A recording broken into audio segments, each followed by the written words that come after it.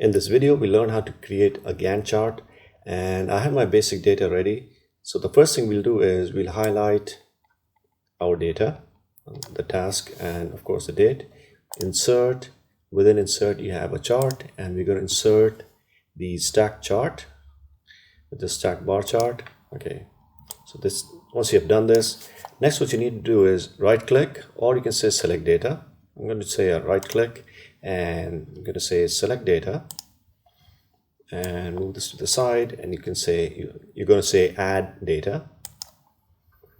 Select your series name, which is duration, and the series value. Just remove all of these and highlight the series. Click OK, and there you have it. Click OK, and that is the way we created. Okay, now there are a few issues. The first issue is our task is not showing properly. The first task should be up and the last one should be down. Let's go ahead and fix that first. Click on the vertical axis series, click on it, right click, go to format axis. Once you do that, you click on the axis options, and right over here it says categories in reverse order. Turn this on, and that issue should be fixed. Okay, the second issue is we need to make this black and white, the first series. Click, right click, and go to format data series, click on the bucket, and we're going to say no fill and no borders.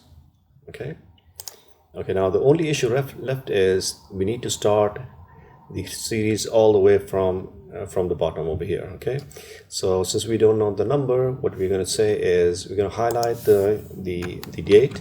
Just put it anywhere, just for reference. We can remove this afterwards, and we're going to change the date to a general number, and that's the number that we're going to use. So you're going to click on your horizontal axis value, click, right click, go to format axis, and you're going to take this value and you can write it right over here. So it's going to be 45413. Press tab, and there you have it. Okay, and that is how you create a Gantt chart. Thanks for watching, and hope this was useful, and I'll see you in the next video.